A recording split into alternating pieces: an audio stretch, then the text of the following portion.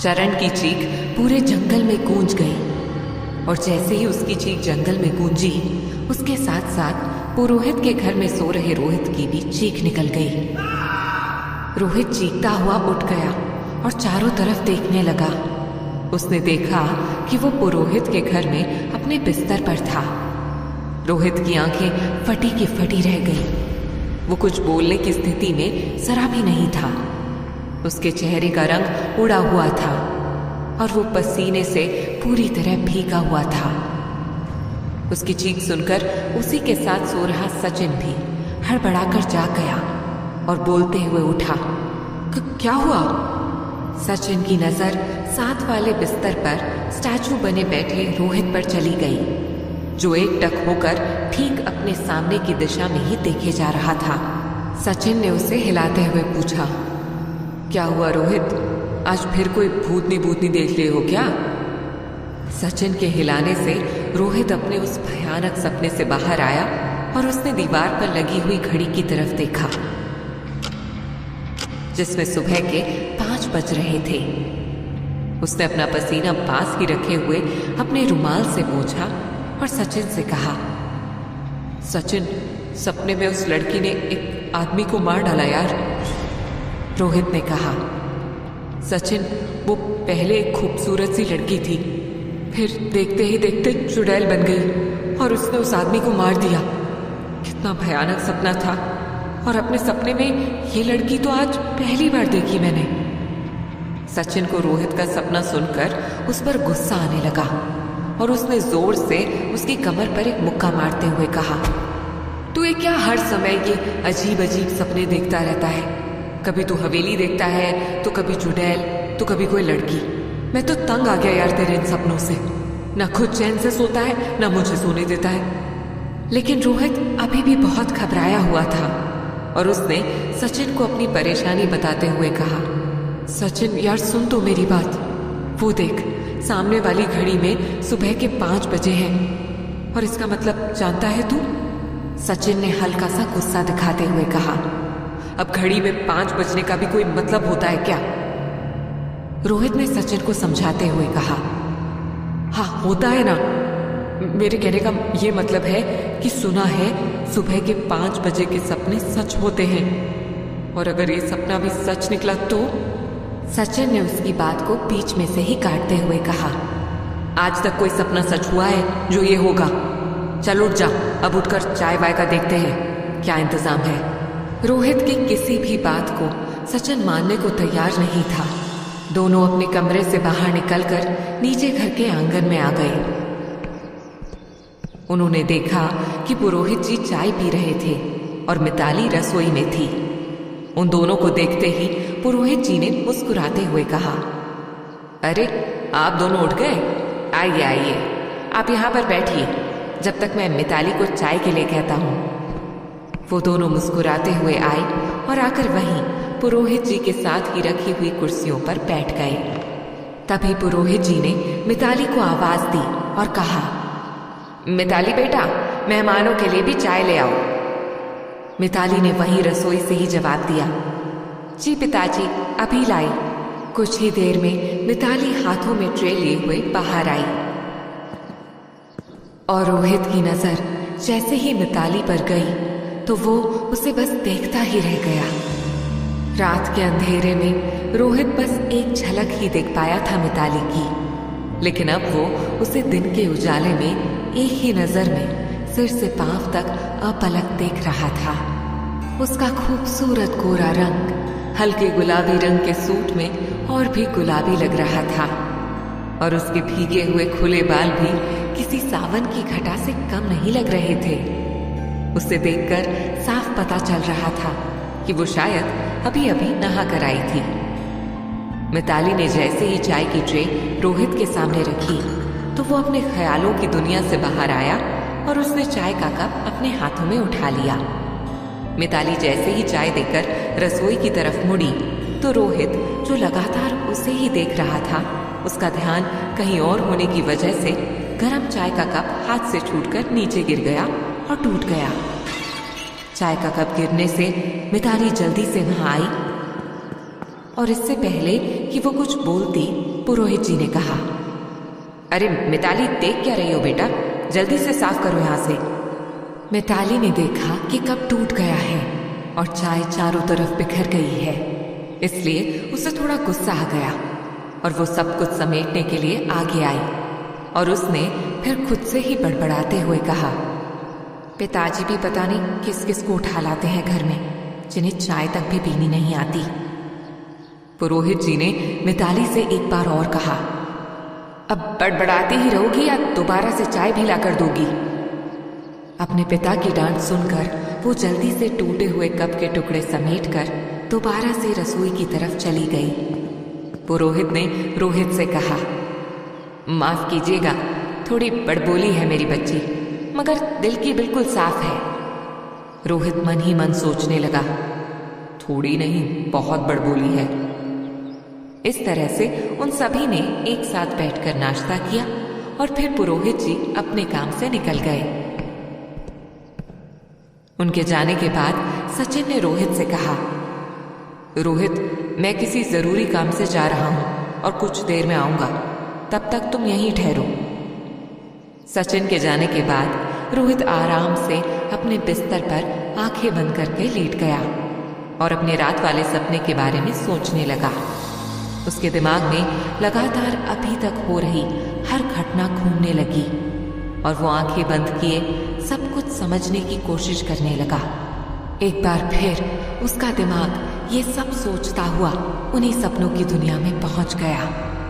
उसे बार बार वो ही सब दिखाई देने लगा और उसने घबराकर अपनी आंखें खोल ली। रोहित के दिल की धड़कनें ये सब सोचते सोचते इतनी तेज चलने लगी कि उसे अपनी धड़कनें आसानी से सुनाई दे रही थी। रोहित बेचैन होकर अपने कमरे से निकला और सीढ़ियों से नीचे उतरने लगा। तभी अचानक उसने देखा कि वो जिन सीढ़ियों से उतर रहा है वो पुरोहित के घर की सीढ़ियां नहीं हैं, बल्कि किसी बहुत पुराने घर की सीढ़ियां हैं। सीढ़ियों के नीले रंग को देखकर रोहित को अजीब सा लग रहा था। तभी उसे सीढ़ियों पर किसी के आने की आहट मिली तो वो नीचे उतरते हुए देखने लगा। सामने से करीब 22-23 साल की कोई लड़की आ रही थी जिसने बनारसी साड़ी पहनी हुई थी और हल्का सा घूंघट लिया हुआ था, जिसके कारण रोहित को उसकी शक्ल अच्छी तरह से नहीं दिख पा रही थी। वो लड़की धीरे धीरे सीढ़ियां चढ़ते हुए ऊपर की ओर आ रही थी। उसके हाथों में धूपदानी थी जिससे निकलते हुए धुएं को वो अपने हाथ से चारों तरफ फैला रही थी। उस लड़की को देख ऐसा लग रहा था जैसे कि वो किसी हवेली में रहने वाली रौबदार रईस औरत हो। तभी धूपदानी से आग की एक चिंगारी निकली और उस लड़की के साड़ी में जा लगी और देखते ही देखते उसकी साड़ी जलने लगी। रोहित ने जैसे ही ये देखा वो पूरी तरह से घबरा गया और वो तेजी से उस लड़की की ओर आया और उसकी साड़ी में लगी आग को अपने हाथ से बुझाने लगा। वो लगातार अपने हाथ से ही उस लड़की के शरीर पर उस जलती हुई साड़ी को बचाने की कोशिश कर रहा था और साथ ही उस लड़की को पकड़े भी हुआ था। तभी किसी ने रोहित को जोर से धक्का दिया तो वो सीढ़ियों से नीचे गिरते गिरते बचा। उसी वक्त रोहित के कानों में मिताली की आवाज आई जो गुस्से से कह रही थी, हिम्मत कैसे हुई तुम्हारी मुझे हाथ लगाने की? समझते क्या हो खुद को? ऐसे अकेली लड़की देखकर उसके साथ बदतमीजी कर रहे हो। रोहित जैसे मिताली के गुस्से के कारण अपने होश में आया और वो ये देखकर चौंक गया कि वो वापस पुरोहित के घर पर ही खड़ा है और वो पुरोहित के घर की सीढ़ियां थी, लेकिन सामने कोई औरत नहीं थी बल्कि मिताली खड़ी थी। रोहित हैरानी से उसे देख रहा था। उसने लड़खड़ाती जुबान में कहा, मैं वो यहाँ भी कोई और ही था। मैं उसे आग से बचाने की कोशिश कर रहा था। तुम नहीं थी यहाँ। मेरा कोई गलत इरादा नहीं था, सच में। अभी वो ये सब बोल ही रहा था कि वहां पर सचिन आ गया और सारी सिचुएशन समझकर रोहित का बचाव करते हुए मिताली से कहा, देखिए मिताली जी, मेरे दोस्त का कोई भी गलत इरादा नहीं था। वो बस कुछ दिनों से परेशान चल रहा है। मैं इसकी तरफ से माफी मांगता हूँ। आप ये बात अब यहीं खत्म कर दीजिए। मिताली ने सचिन से गुस्से में कहा। लेकर जाइए अपने इस पागल दोस्त को और इसे आराम करने को कहिए। सचिन ने रोहित का हाथ पकड़ा और उसे खींचता हुआ ऊपर के कमरे में ले गया और वहां उसे पानी पीने को देते हुए कहा, यार ये क्या ड्रामा था। लेकिन रोहित ने कुछ नहीं कहा और वो खामोशी से बैठा रहा। सचिन भी अब बात को न बढ़ाते हुए रोहित के पास बैठ गया और आई कार्ड उसकी तरफ बढ़ाते हुए कहा, ये ले मेरे भाई, काम हो गया। रोहित जो अभी तक अपने ही ख्यालों में खोया हुआ था, उसने चौंक कर सचिन की तरफ देखा और आई कार्ड लेकर ध्यान से देखते हुए पूछा, ये कौन से कार्ड ले आया यार? सचिन ने एक्साइटेड होते हुए बताया, अरे यार अब कोई टेंशन नहीं है। मैंने हम दोनों के लिए पुरातत्व विभाग के 2 फर्जी आई कार्ड बनवा लिए हैं। रोहित ने उसकी बात बीच में ही काटते हुए पूछा, तो इसका हम क्या करेंगे? सचिन ने उसे समझाते हुए कहा, देख यार, यहाँ वो जो पुराना मंदिर है वहां पर पुरातत्व विभाग की तरफ से खुदाई का काम चल रहा है, तो थोड़े दिन हम भी वही काम करने का दिखावा करेंगे और फिर मौका मिलते ही अपना मूर्ति सफाई का काम पूरा कर देंगे। बोल, कैसा लगा मेरा आइडिया? रोहित को भी सचिन का प्लान बहुत पसंद आया और फिर दोनों ने एक दूसरे को हाई फाइव दिया। उसके बाद दोनों ने एक साथ बैठकर खाना खाया और सचिन अपने कमरे में सोने के लिए चला गया और रोहित पुरोहित जी के साथ नीचे बैठकर बातें करने लगा। तभी अचानक से बाहर शोर होने लगा। रोहित और पुरोहित जी दोनों तेजी से उठकर घर के बाहर की तरफ गए और उन्होंने देखा कि गांव के काफी लोग खेतों की तरफ जा रहे थे। उन्हें ऐसे जाते देखकर ये दोनों भी साथ हो लिए। उन्होंने देखा कि कुछ गांव के लोग जंगल से एक लाश लेकर आ रहे थे और वहां काफी भीड़ जमा थी। उन लोगों ने लाश को लाकर वहीं जमीन पर रख दिया। सभी के चेहरे पर चिंता की लकीरें थीं और सब आपस में बातें कर रहे थे। तभी उसमें से एक आदमी ने उस लाश को ध्यान से देखा और कहा, अरे ये तो अपना चरण सिंह है। ये तो कल शहर गया था किसी काम से, फिर ये जंगल में कैसे पहुंच गया? तभी वहीं पास ही खड़े हुए एक अधेड़ उम्र के आदमी ने कहा, इसकी लाश को देखकर तो लगता है कि किसी जंगली जानवर ने इसका शिकार किया है। रोहित जो बहुत देर से ये सब ध्यान से सुन रहा था और देख रहा था, उसने चिल्लाते हुए कहा, इसे कोई जंगली जानवर ने नहीं बल्कि उसी चुड़ैल ने मारा है जिसे मैंने अपने सपने में देखा था। सभी गांव वाले जिनका ध्यान अभी तक लाश की तरफ था, रोहित ने जैसे ही चीख कर चुड़ैल का नाम लिया, सब उसकी तरफ ध्यान से देखने लगे। तभी उसमें से एक नवयुवक रोहित के पास आया और उसने रोहित से हैरान होते हुए पूछा, कौन है आप और ये कैसी अजीब बातें कर रहे हैं? क्या मतलब है चुड़ैल ने मारा है?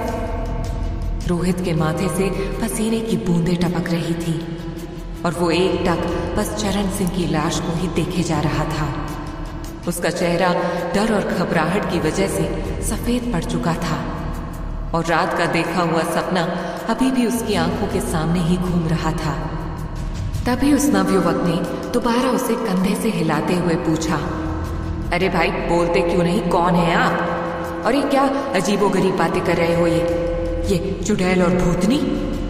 रोहित ने घबराते हुए कहा, देखो मैं कोई मजाक नहीं कर रहा, यही सच्चाई है। इस चरण सिंह को किसी चुड़ैल ने ही मारा है, मैंने खुद अपनी आंखों से देखा है। तभी एक और आदमी आगे आया और उसने थोड़ा खींचते हुए रोहित से पूछा, अरे भाई तुमने उस चुड़ैल को चरण सिंह को मारते हुए देखा है क्या? रोहित ने उसे समझाते हुए कहा, हाँ मैंने ये सब कल रात ही अपने सपने में देखा था और देखो वही हुआ। उसकी बात सुनकर वहां पर खड़े हुए सभी लोग उस पर हंसने लगे और एक ने कहा, अभी ये कह रहा था कि इसने अपने आंखों से देखा, और अब ये कह रहा है कि सपने में देखा। अरे तुम ठीक भी हो या नहीं? कहीं तुम्हारा दिमाग तो खराब नहीं हो गया जो हमारे गांव के बारे में ऐसी अजीब अजीब बातें फैला रहे हो? पुरोहित ने देखा कि सभी गांव के लोगों को रोहित पर गुस्सा भी आ रहा है और कुछ उसका मजाक भी बना रहे हैं। इसलिए वो आगे आया और उसने रोहित का बचाव करते हुए कहा, जी ये परसों ही शहर से पुरातत्व विभाग से आए हैं। यहाँ मूर्तियों पर रिसर्च भी करेंगे और उनकी देखभाल भी करेंगे। लगता है इन्हें जरूर कोई गलतफहमी हो गई होगी। ये कहकर वो रोहित का हाथ पकड़कर भीड़ में से खींचते हुए घर ले गए। रास्ते में कई बार रोहित ने पुरोहित जी से इस घटना के बारे में बात करनी चाहिए, लेकिन उन्होंने एक भी नहीं सुनी और वो उसे घर ले आए। रोहित भी अब बहस नहीं करना चाहता था, इसलिए वो खामोशी से अपने कमरे में चला गया। उसका मन बहुत बेचैन हो रहा था। थोड़ी देर बाद अपने अशांत मन को शांत करने के लिए वो खेतों की तरफ टहलने निकल गया। शाम के 5 बज चुके थे और वो टहलता हुआ एक नदी के किनारे बैठ गया और अभी तक की सारी घटनाओं के बारे में सोचने लगा। वो यूं ही बैठा नदी में पत्थर मार रहा था, तभी उसे नदी के पानी में किसी लड़की का धुंधला सा चेहरा दिखाई दिया। उसने तुरंत मुड़कर अपने पीछे देखा, लेकिन उसे वहां कोई भी नहीं दिखाई दिया। एक पल के लिए उसे लगा कि शायद उसकी गलतफहमी होगी और यही सोचते हुए वो दोबारा नदी की तरफ देखने लगा। तभी उसे लगा जैसे किसी ने उसे आवाज दी हो, रोहित। रोहित चौंक कर उठा और चारों तरफ देखने लगा, लेकिन उसे वहां कोई भी नहीं दिखाई दिया। वो वापस जैसे ही नदी की ओर मुड़ा, उसे वहां पर एक लड़की बैठी हुई दिखाई दी, जिस जगह पर पहले वो खुद बैठा हुआ था। वो तेजी से उस लड़की को देखने के लिए उसके पास आया और जब उसने पास आकर उसे देखा तो वो कोई और नहीं बल्कि नित्या थी।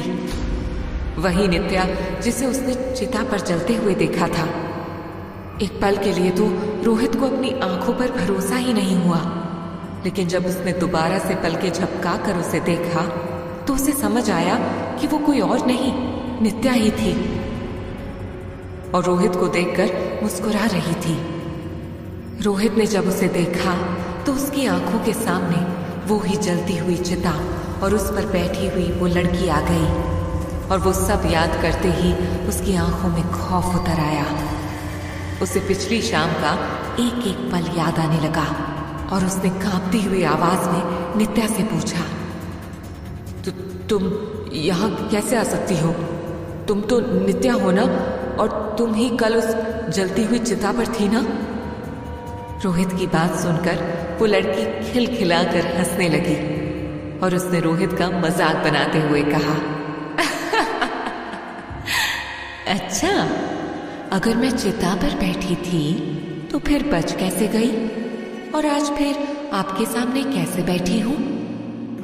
रोहित को कुछ समझ नहीं आ रहा था कि उसके साथ क्या हो रहा है। उसने घबराते हुए उससे पूछा, यही तो मैं जानना चाहता हूं कि तुम यहाँ कैसे, और मान भी लो कि अगर तुम वो चिता वाली नहीं भी हो तो भी तुम कल अचानक से कैसे गायब हो गई? रोहित के सवाल को सुन उस लड़की के चेहरे पर एक गहरी मुस्कान आ गई।